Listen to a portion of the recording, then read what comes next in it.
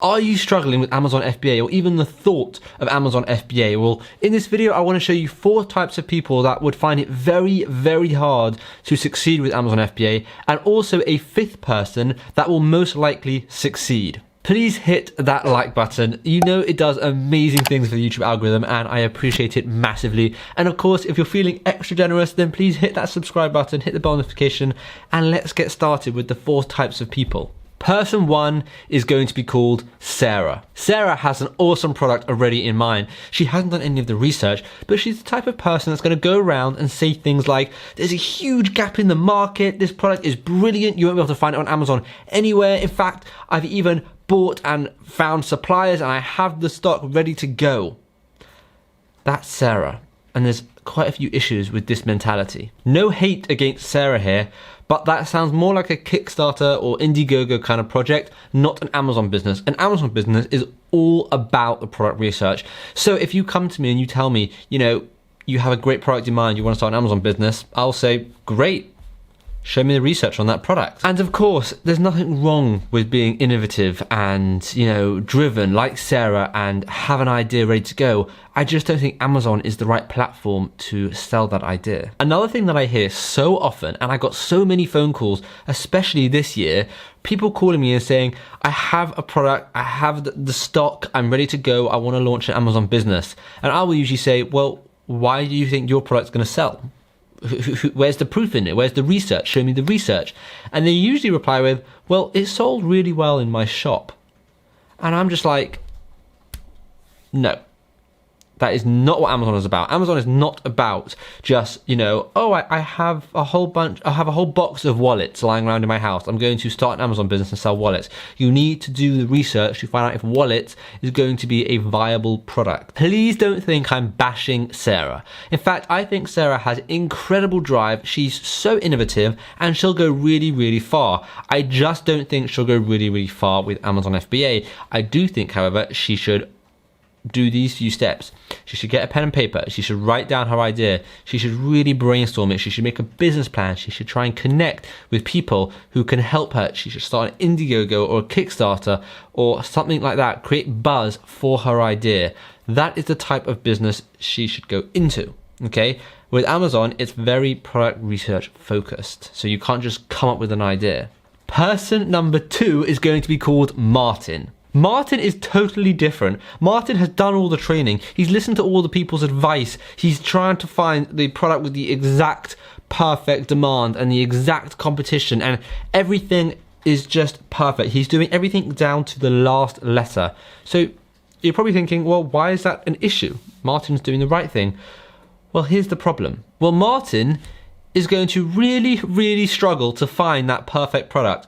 I'm not saying it doesn't exist, but I'm saying there are very few of them out there. So what's most likely going to happen, and I've seen this happen so many times, he's going to do research after research after research after research and not stop until he finds that perfect product, except because he's not going to find it very quickly. In fact, it could take him ages. He's going to burn out very quickly. In fact, we had a student that this happened to. He was trying to find the product that ticked every single box until I told him, relax, it's okay, and he was coming so close to burning out. So you do not want to be Martin in the sense that you follow every letter to the book and you end up burning out. It's very uncommon to find a product nowadays that doesn't require some form of tweaking. No product really is going to be absolutely perfect and tick every single box that you want it to tick, but that doesn't mean you can't find successful products. What I'll say to him is to take a step back and relax a bit with his research, and maybe don't try and tick every single box.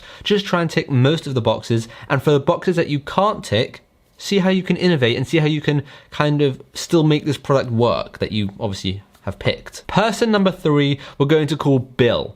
Now, Bill is similar to Martin in the sense that he's watched all the training, he's bought all the courses, like he has a library in his house of courses, right? And he just feels like he's watched everything, but Bill is lacking the most important element to creating any successful business, and that is motivation. Okay, so he knows what he needs to do, but he just doesn't really have motivation to go out and do it. See, now this is the hardest position to be in, because lacking motivation in any business is always going to result in a negative effect. And unfortunately, Bill has all of that information in his brain. He just needs to now do the hardest bit and get the motivation to go and succeed.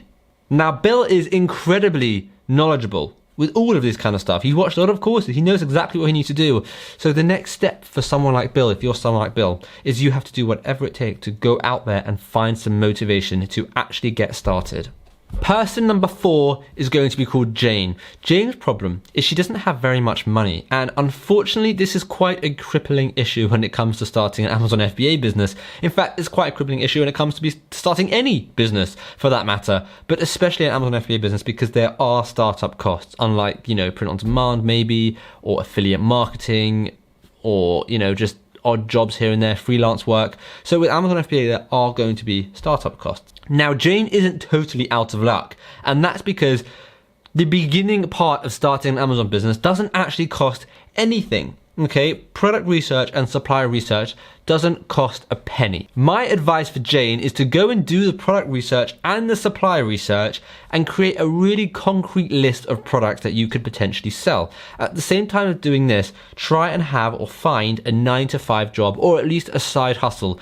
And I don't mean a 9-to-5 job that's paying you a serious amount of money. I mean a 9-to-5 job that's paying you something, at least minimum wage, so that after a few months you'll have a couple of $100s or pounds saved up that you can then put into one of those products you have previously researched.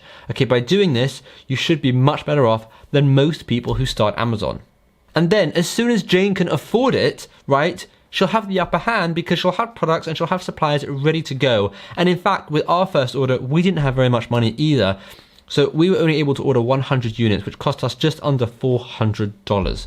So we were really scraping the bottom of the barrel there to try and get that $400. But what we did is we created a great list of products that we were able to use as soon as we had the money ready to go. The 5th person is going to be called Tony, and Tony actually succeeds with Amazon FBA. So what's he doing? Well, for starters, Tony has a bit of money, around $1,000 or £1,000. Not that this is 100% needed, but it certainly helps when ordering your first product. Tony has also done all the necessary research to find a product, but as well as that, he's okay to break some of the rules to actually find that product. Maybe it doesn't have the perfect demand, or maybe it doesn't have the best competition, right? But he's willing to break the rules just a bit and adapt and make that product perfect. The most important quality that Tony actually has is his motivational drive, because like I said in previous people, that is the single most important ingredient for any successful business. You need to have a serious amount of motivation, and fortunately Tony is heavily motivated, so he's got that going for him as well.